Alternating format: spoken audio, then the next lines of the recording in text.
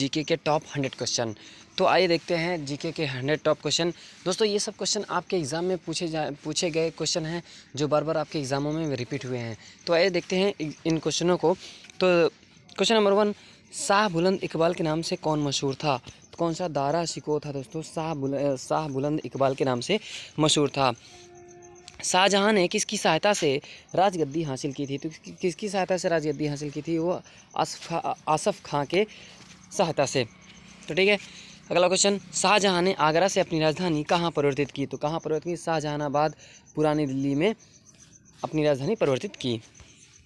शाहजहाँ ने अपनी बेगम मुमताज़ महल का मकबरा कहाँ बनवाया? तो आगरा में बनवाया था शाहजहाँ ने अपनी बेगम मुमताज़ महल का मकबरा। शाहजहाँ को गिरफ्तार कर कहाँ कैद किया गया था? तो आगरे के किले में शाहजहाँ को गिरफ्तार करके कैद रखा गया था। शाहजहाँ को किसने कैद किया था? औरंगज़ेब ने कैद किया था। शाहजहाँ के समय कौन सी जगह मुग़ल के हाथ से निकल गई? तो कंधार जो थी वो शाहजहाँ के समय यही जगह मुग़ल के हाथ से निकल गई थी। शाहजहाँ के समय आने वाले फ्रांसीसी का नाम क्या था? तो फ्रांसिस वर्नियर और टवर्नियर नाम था। शाहजहाँ के बचपन का नाम था खुर्रम। अगला क्वेश्चन, शाहजहाँ के दरबार में संस्कृत के कौन कौन पंडित मौजूद थे? तो कविंद्र आचार्य सरस्वती और जगन्नाथ पंडित, ये 2 पंडित मौजूद थे। शेर शाह के बचपन का नाम फरीद खां था। और शेर शाह की महानता का द्योतक क्या है? प्रशासनिक सुधार। शिवाजी ने मुगलों को किस संधि के द्वारा किलों को हस्तांतरित किया? तो पुरंदर। अगला क्वेश्चन, शाहजहाँ ने किस शहर में मोती मस्जिद बनवाई? आगरा। वर्ष 1526 ईस्वी में लड़ी गई पानीपत की पहली लड़ाई में बाबर से कौन पराजित हुआ था? तो इब्राहिम लोदी पराजित हुआ था। 1526 में बाबर द्वारा लड़ी गई लड़ाई थी पहली लड़ाई। सर्वप्रथम भारत को इंडिया के नाम से किसने संबोधित किया था? तो यूनानियों ने सर्वप्रथम भारत को इंडिया के नाम से संबोधित किया था। चावल के साक्ष्य हमें कहाँ से प्राप्त हुए हैं? तो रंगपुर एवं लोथल से प्राप्त हुए हैं। वर्धन वंश की राजधानी क्या थी? तो थानेश्वर वर्धन वंश की राजधानी थी। मेसोपोटामिया का क्या अर्थ होता है? मेसोपोटामिया का अर्थ होता है 2 नदियों के बीच की भूमि।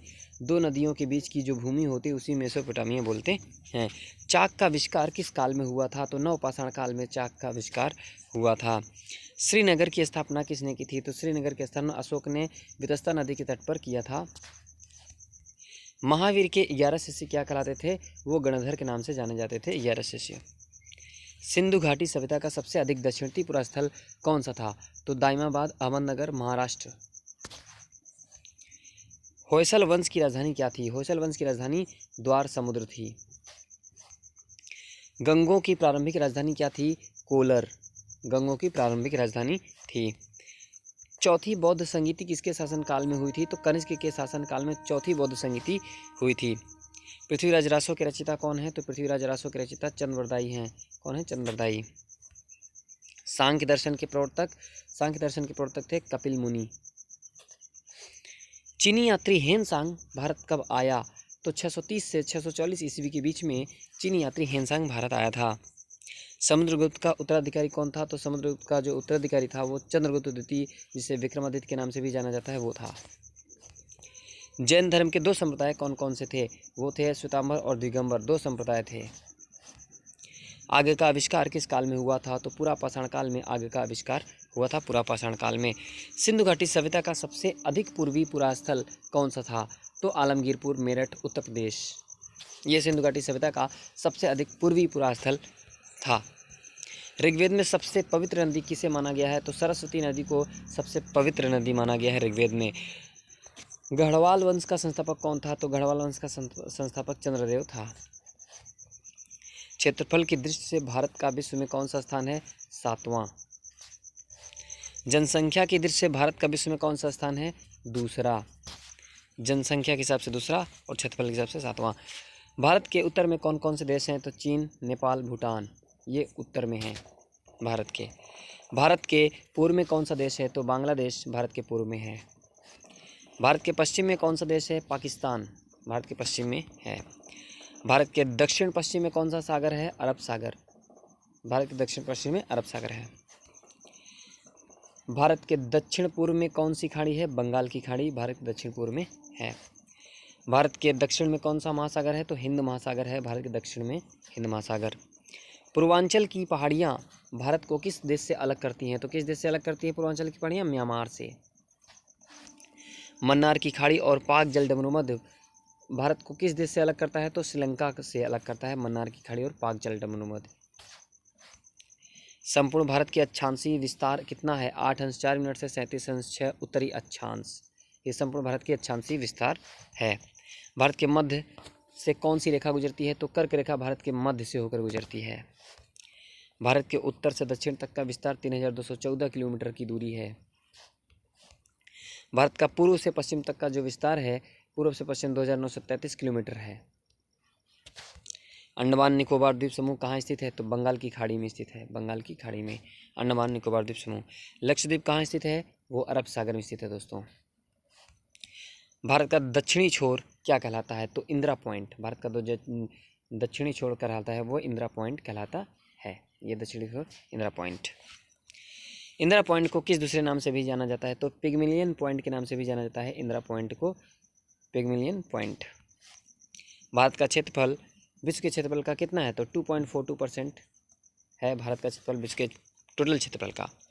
विश्व की कुल जनसंख्या का कितना परसेंट भारत में निवास करती है? तो 17% जनसंख्या भारत में निवास करती है विश्व की कुल जनसंख्या का।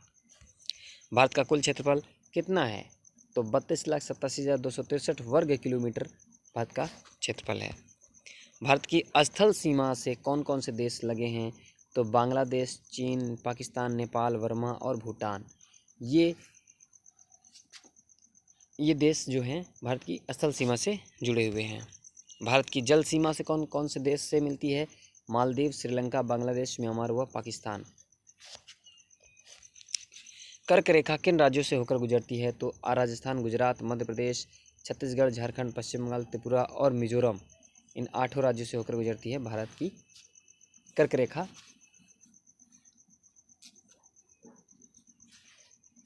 अगला क्वेश्चन, भारत की मुख्य भूमि का दक्षिणी सीमा कितना अक्षांश है? 8 अंश 4 मिनट। भारत का मानक समय कहाँ से लिया गया है? तो इलाहाबाद के निकट नैनी नामक स्थान से। भारत के मानक समय और ग्रीनविच समय में कितना अंतर है? तो 5.5 घंटे का अंतर है। भूमध्य रेखा से भारत के दक्षिणी छोर की दूरी कितनी है? 876 किलोमीटर। भारत की स्थल सीमा की लंबाई कितनी है? तो 15,200 किलोमीटर है भारत की स्थल सीमा की लंबाई। भारत की मुख्य भूमि की तटरेखा की लंबाई कितनी है? तो 6100 किलोमीटर। भारत की मुख्य भूमि की तटरेखा की लंबाई 6100 किलोमीटर। कौन प्रधानमंत्री एक भी दिन संसद नहीं गए थे? तो चौधरी चरण सिंह एक भी दिन संसद नहीं गए थे। लोकसभा में बहुमत दल का नेता कौन होता है? तो प्रधानमंत्री होता है लोकसभा में बहुमत दल का नेता। सबसे कम आयु में प्रधानमंत्री कौन थे? तो राजीव गांधी सबसे कम उम्र के प्रधानमंत्री थे। कार्यपालिका की समस्त सत्ता किसमें निहित होती है? तो मंत्रिपरिषद में निहित होती है कार्यपालिका की समस्त शक्ति। संघीय मंत्रिपरिषद के मंत्री किसके प्रति उत्तरदायी होते हैं? तो लोकसभा के प्रति उत्तरदायी होते हैं। स्वतंत्र भारत के प्रथम प्रतिरक्षा मंत्री कौन थे? वो सरदार पटेल थे। संविधान के किस अनुच्छेद में मंत्रिपरिषद की नियुक्ति और पदच्युति का प्रावधान है? अनुच्छेद 75 में। भारत में किसी भी सदन का सदस्य बने बिना कोई व्यक्ति मंत्री पद पर कितने दिनों तक रह सकता है? तो मात्र 6 महीने रह सकता है, उसके बाद चुनाव होना निश्चित है। मंत्रिमंडल का गठन कौन करता है? तो केंद्रीय मंत्री करता है। स्वतंत्र भारत के प्रथम कानून मंत्री कौन थे? डॉक्टर भीमराव अंबेडकर थे स्वतंत्र भारत के प्रथम कानून मंत्री। भारत के मंत्रिपरिषद में अधिकतम सदस्य कहाँ से लिए जाते हैं? तो लोकसभा से लिए जाते हैं भारत के मंत्रिपरिषद में अधिकतम सदस्य। संसदीय शासन प्रणाली में वास्तविक कार्यपालिका की शक्ति किसके पास होती है? तो किसके पास होती है? प्रधानमंत्री के पास होती है दोस्तों। संसद में मंत्रिपरिषद कौन सा प्रस्ताव रख सकता है? तो विश्वास प्रस्ताव रख सकता है। मंत्रिपरिषद के सदस्यों को गोपनीयता की शपथ कौन दिलाता है? तो राष्ट्रपति दिलाता है। स्वतंत्र भारत के प्रथम वित्त कौन थे? स्वतंत्र भारत के प्रथम वित्त मंत्री R.K. सड़गुमन शेट्टी थे। सड़मुगम शेट्टी।